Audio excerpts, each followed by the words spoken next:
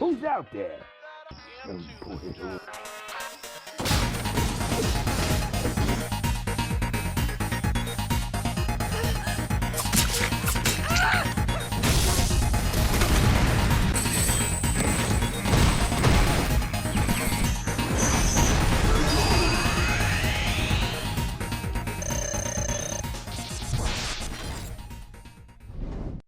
I'm Saber Talbane. Here at Lost Relics, we like to focus on the undermined games of entertainment. And on this episode, we focus on...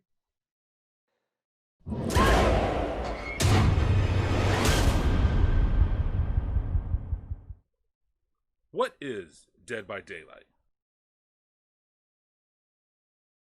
So before we start, I want to apologize for taking so long to get into this. My life has had some unseen events. But everything seems to be in order now, and we can go ahead and talk about Dead by Daylight.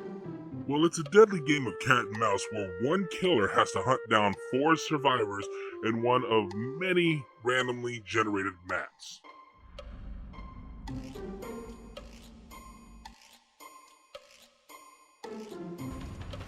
Where the killer has to injure, down, hook survivors, or straight out murder them.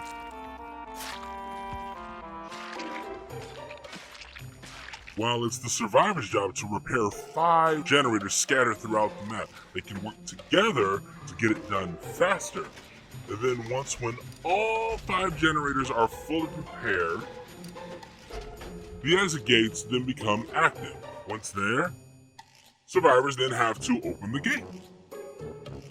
Then once the gates are fully open, the survivor then can make an escape. When certain conditions are met, a hatch generates in the map, giving quick access for any survivor to jump through and escape the killer. But killers do have a few tools to their disposal in order to slow down generator progression, such as kicking it and other abilities. Now that we've gone over the basics of Dead by Daylight, let's give a quick rundown of what needs to be done.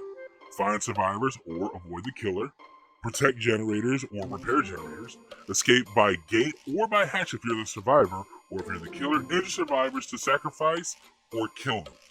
Excuse me, don't mean to interrupt though, but if it's so simple then what's the problem then with Dead by Daylight? Quiet you, I was just getting to that little discrepancy. On over to where we're going to discuss the problems with Dead by Daylight. When it comes to highlighting a few issues with Dead by Daylight, there's a few that we can discuss right here. The speed of survivors is just unreal. Within one chase of a survivor versus killer, over 50% of the match can be done. And then on top of that too, some killers have access to totems which can make or break any match, are put in the most obvious of places and give off the obvious color in certain backgrounds and make them so easy to dismantle. So then ultimately a game about horror does not become scary. Survivors fear nothing from the killer.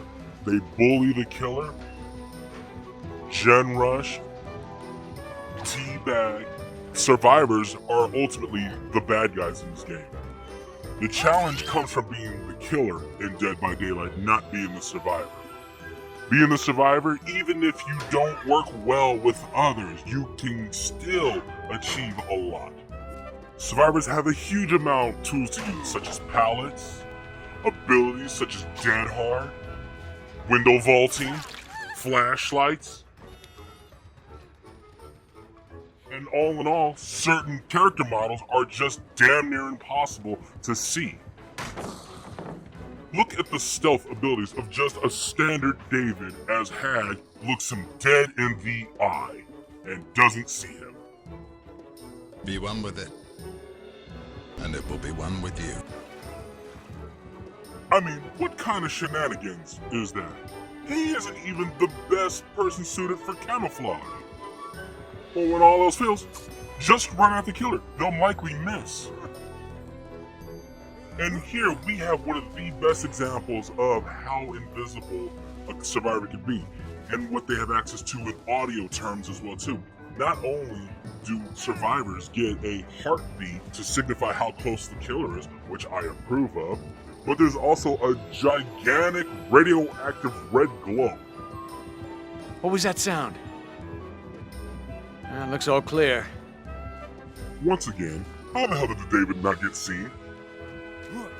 But sometimes it's not even what the game presents us. Sometimes the skill of the player can also dictate how well stealth can be applied, such as here, where we do not even make a sound, leave any footprints or scratch marks for Michael Myers to even see it.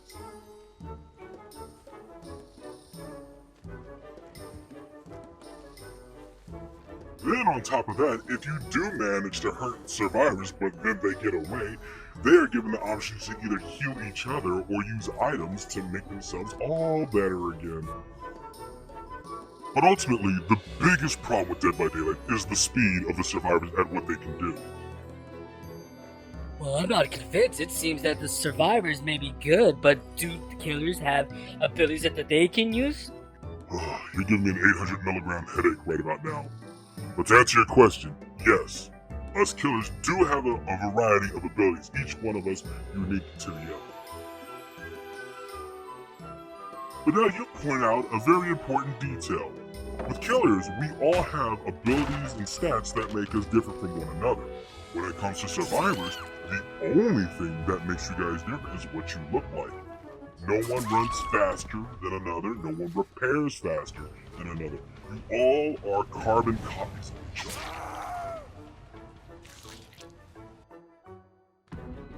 And the only thing that can seem to level the playing field is when killers have access to one-shot abilities, or just the flat-out ability to murder survivors are approached, such as Michael Myers.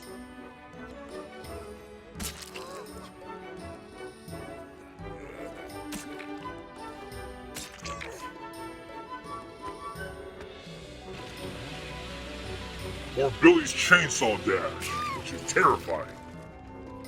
And if killers are lucky enough, they could just snatch survivors right off of jets. Let's bring the board down and take a look real quick. The speed of survivors gives them too much advantage to where they can have infinite loops. Survivors have no stats, so there's no benefit or disadvantage to picking one over another. Totems are always put in places to where they're easily destroyed, and the killers have to often rely on overpowered combinations of abilities and items.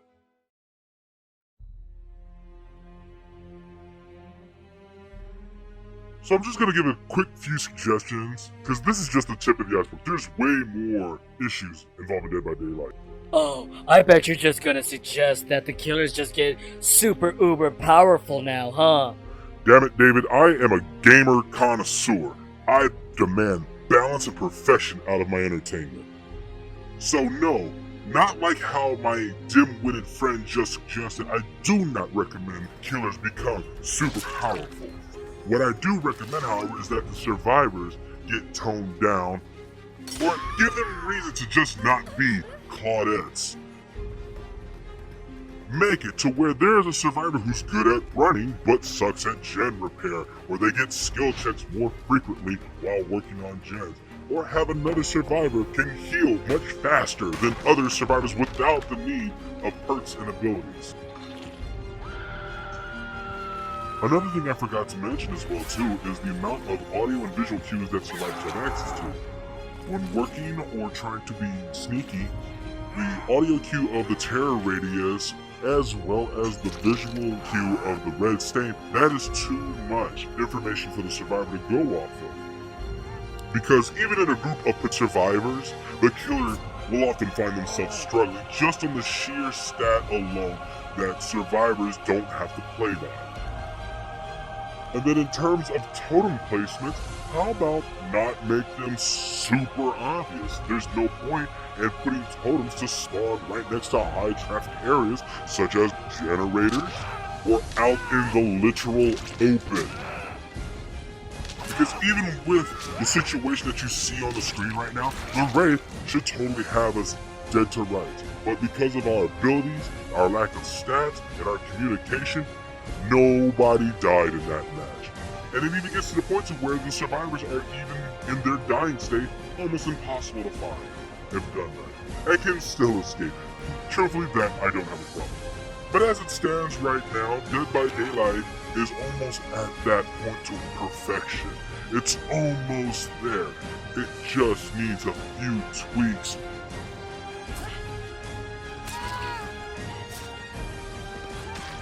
And I truly believe that if it wasn't for Morris, nobody would ever play Killer. Because the depth of what survivors have access to be a strong competition versus Killer doesn't compare to what killers have to use in order to be good killers against survivors.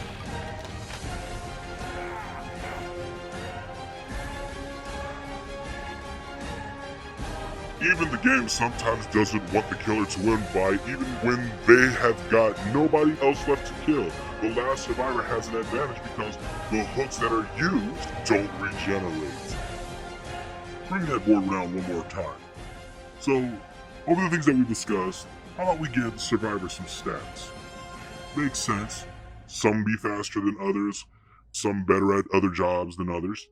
Totems, as important as they are, they're almost useless because of how not subtle they are. Also, restrict the amount of information given to the survivors. If they hear the heartbeat, they don't see the red stain. If they're in a chase, they only see the red stain and the lovely music by Dead by Daylight. So as we wrap things up here at Lost Relics, I want to go ahead and drop down some numbers just for the viewers to understand how I feel about this. So for graphics, we'll give it a 7 because it's not the best looking game and they keep adding updates to it. Sound, as important as it is, it's not anything to write home about, a 7. Gameplay interactivity, I give it a solid 8 because there's so much depth to this game that you can run with. As far as difficulty goes, it all depends on who you interact with online, as well as story. They're implementing a story now, but it's nothing big. And as well as lifespan, this game, as of writing this, is 4 years old. So they have the power to stay much longer. For the pros and cons of this as well, we have a huge roster which also includes licensed franchises, randomized maps, which gives a huge variety of playtime.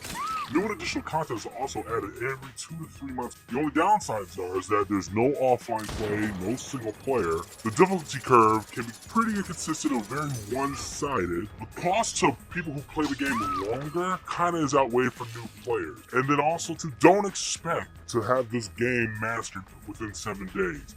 I've been playing for X amount of years, and I'm still learning stuff. This is Saber Tallbane, signing out for now, and hope you enjoy the overly edited chase sequence. Ah, shit. Here we go again. You suck! Got him! Why are you running? Why are you running? Don't let me get you, boy. Stop, man. You play. What the hell? Let's go, let's go, let's go! Hi, Ma! Dumbass! Woo-hoo-hoo! Hey! I make it look easy. I don't usually kill morons this fast. Hey, I'm flying! If you didn't want me to kill you, you should have said something! Ah, fellas! Look at you chuckleheads down there! Yo, did you even see me hitting you? Missed me! What'd you guys give up?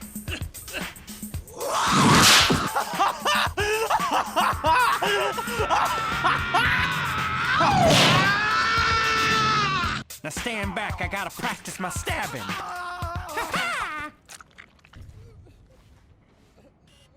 Say cheese. Ooh, that's a keeper.